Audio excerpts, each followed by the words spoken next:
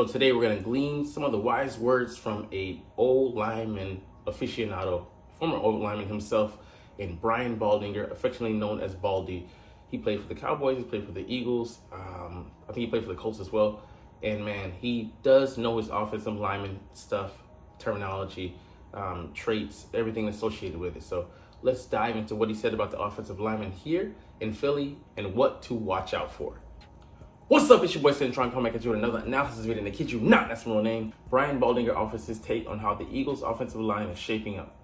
NFL Network Analysts discusses Philadelphia's right guard situation, replacing Jason Kelce, and more. So we know those two are hot topics because we're displacing two people on the line, one due to retirement and one due to him taking over for the retired guy. So we have a lot to deal with, as well as his thoughts on Mekhi Becton, who he's really big on. Somehow, in reminiscing the flotsam of the Eagles' 1-6 finish, I don't know what that means, but I imagine it means something similar to akin to flop. And how to correct it. What seems to be forgotten is that the Eagles will have a new offensive line this season, and that is true. Like I said, center and guard are the two positions that we're starting over with, and then Lane Johnson's a year older, so you can count his production slipping, let's say by a margin percentage of 5 to 10%. That still puts him in the upper echelon, if not being the best right tackle in the league. I mean, Penei Sewell might, take umbrage with that, but hey, two major holes will need to be filled due to one major departure, the retirement of future Hall of Fame center Jason Kelce, and one due to shifting. Our starting right guard who was drafted to be a center, is switching over to take that place. NFL Network expert Brian Baldinger, who possesses one of the keenest eyes when it comes to offensive line play, recently took a few minutes with Bleeding Green Nation to discuss what potentially could be the 2024 Eagles offensive front, the most important position group on the team. I agree with that wholeheartedly because without their protection, we don't have production in the run or passing game, and defending against the behemoths, the monsters, the concoctions, the Frankensteins of the league that are going to assault or attempt to assault Jalen Hurts, and we got to have an answer for the blitz, and it starts with them up front. Most depth charts have the Eagles starting from right to left. Perennial right stalwart Lane Johnson, right tackle. 2023 third-round pick Tyler Steen, right guard, who was formerly a left tackle himself from Alabama, and then Vanderbilt left and right tackle. 2022 second-round pick Cam Jurgens starting the center, with more stability coming on the left behind left guard Landon Dickerson, a rising star, and left tackle Jordan Mailata. Sorry, my brain works from left to right, so them doing that just put me at out of position now, like going from left tackle to right guard. It's like, okay, I gotta revise my thinking scheme. But Baldinger likes a couple of sleepers who could emerge. Mekhi Becton, the 11th overall pick in the 2020 draft by the New York Jets, had some knee injuries in the past, but he has more power than anyone on the whole team. Yeah, I agree with that. He's a behemoth of a man. I think he's 6'7" or 6'8", 360, and that's when he slimmed down. He used to be 400 pounds a couple of years ago when he suffered that injury, and there's those setbacks in 2021 and 2022.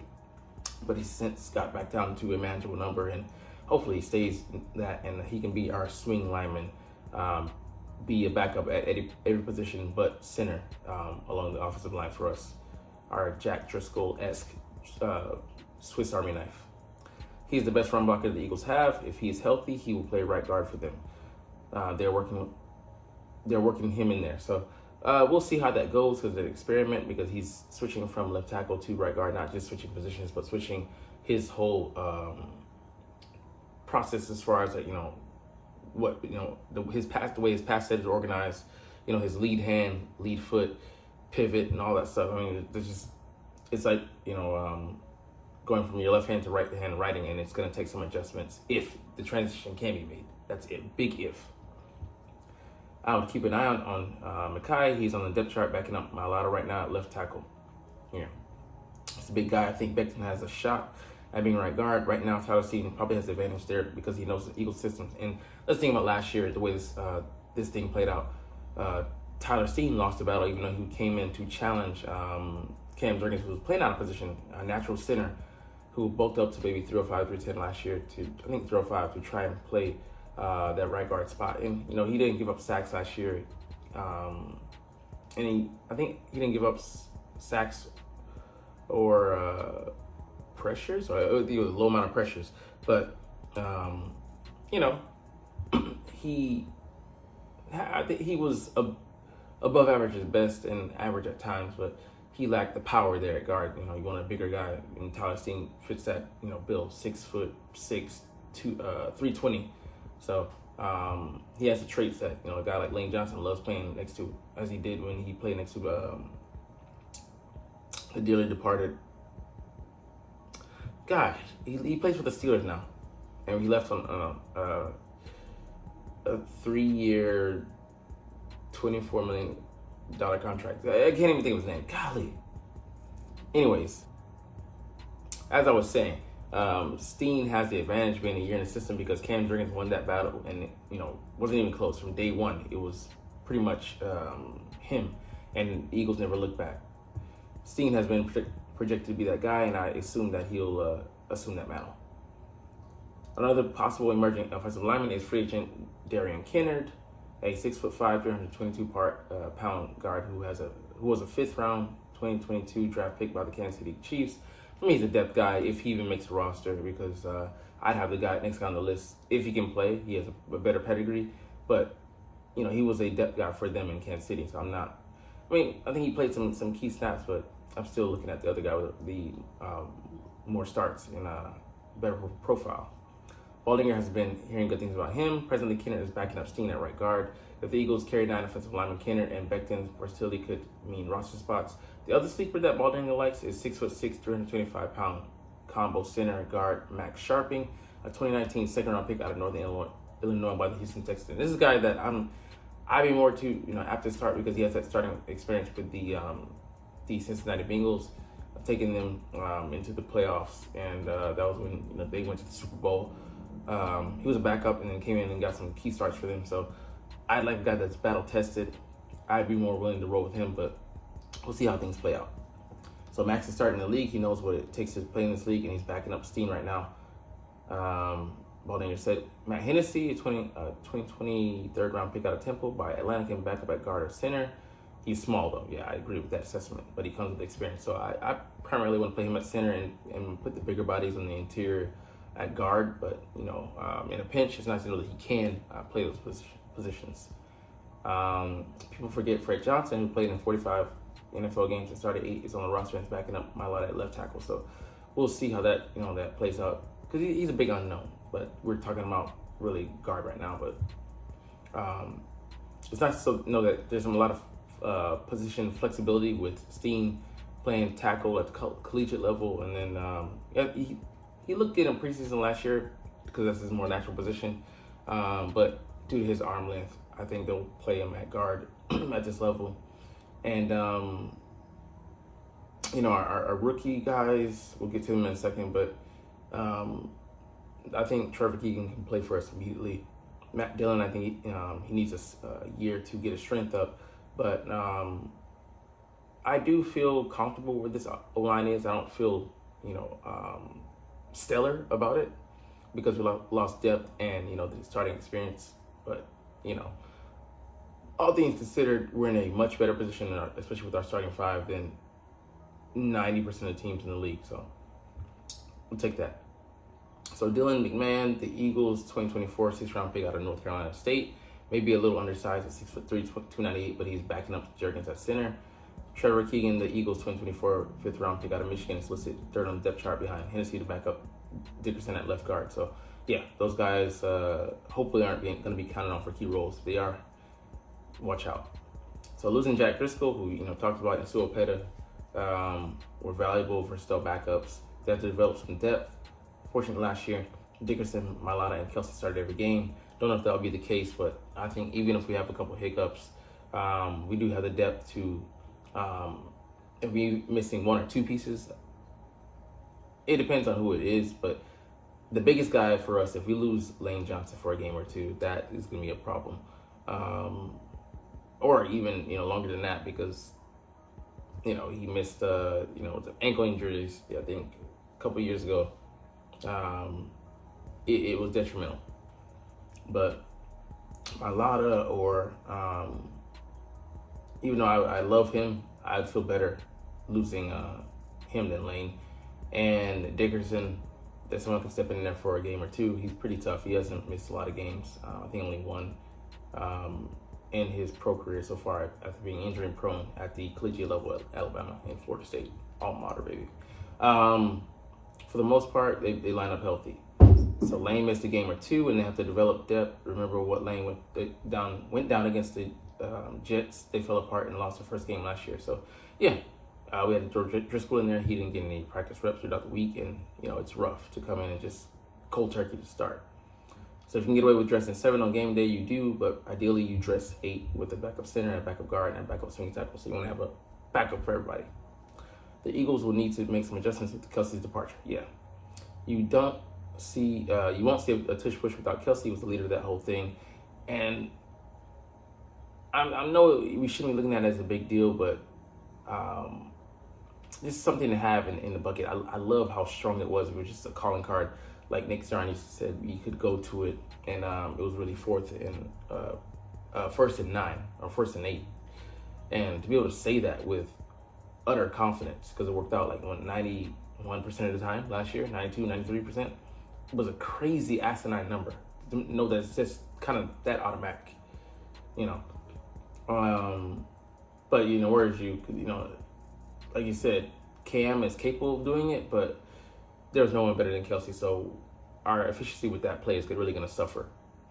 But yeah, no one is even close in the league last year. We've always been a good short yardage team, going back to Carson Wentz, going back to earlier days.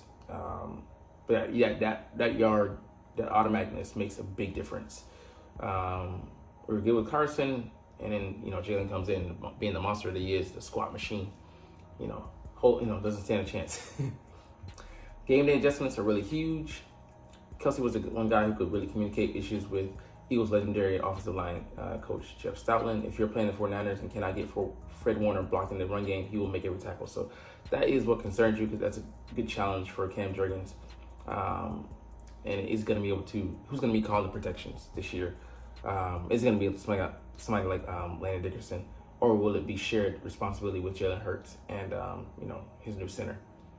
So I have no doubt that he can make the eventual protections in time, but that adjustment period, how long is it going to be? We don't know. Some days it is hard to get to the Mike linebacker with the schemes you practice all week, and you have to figure things out on the game day. And Kelsey's no better,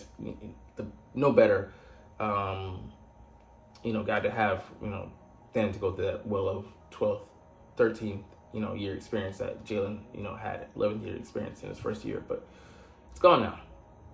Kelsey was excellent at that. He could see the issues and problems and produce ways to manage it. And we're not going to have that experience at the pivot, the quarterback of the offensive line. Baldinger feels that this will be the best offensive line Saquon Barkley will run behind, and that's huge because he's never had an offensive line this good, almost an offensive lineman, but starting 5 like this. So he 3-4 yards before contact, into the middle, the teeth of the defense, he's running untouched, and man, watch out. His production should be phenomenal this year if he can stay healthy. Baldinger likes Jurgens, saying he runs well and possesses good power off the ball. Go back to that preseason game. He looked like a carbon copy of Jason Kelsey. The Eagles will be very reliant on Jurgens. It will take time for Jurgens to absorb information. Yeah, there's going to be a learning curve. It's going to be a performance curve. Might be a dip. There will be a dip in performance, but growing pains. You got to suffer through those to get to where he needs to be as a player, and he's going to need all the help he can get. There's learning that will go on, but the Eagles have a lot of time to learn. Baldinger said there will be some adjusting without Kelsey. The offense is fairly new to everybody, so there will be a learning curve there. Most NFL teams run the same concepts. They just call it something different. The Eagles should hit the ground running. So that will be pivotal, trying to hit the ground running, because our schedule is pretty friendly within the first half. We do have an early bye week in week 4, which kind of hurts us, but other than that, we should be favored to win most of, if not early,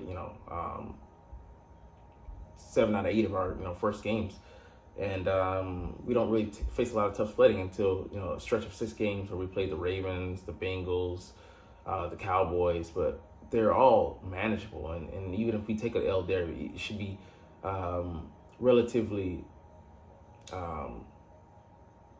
non-prohibitive for us to bounce back, without suffering consecutive losses. I think, consecutive road games, but it's nothing like the gauntlet that we faced last year. We're facing now teams that were are equal, and then some, because we got drugged by the 49ers and the Cowboys in consecutive weeks. But that's more to do with last year's coaching staff and us being unprepared. But his offense is going to be fairly new, so how quick can we take to it, and dealing with the protections, dealing with the new run fits and the new blocking schemes and things like. So how's that all going to gel? So Kellen Moore is going to have to take charge of that, and Nick Sirianni is going to have to be the tamer in trying to read the air, read the culture, read the situation, read the players, and figure out what are the best moves to go, where do we take risks, where do rein things in. So not an easy job, but hey, he is going to be the CEO of this thing, so they trust him to do that this year, and we'll see how it goes. But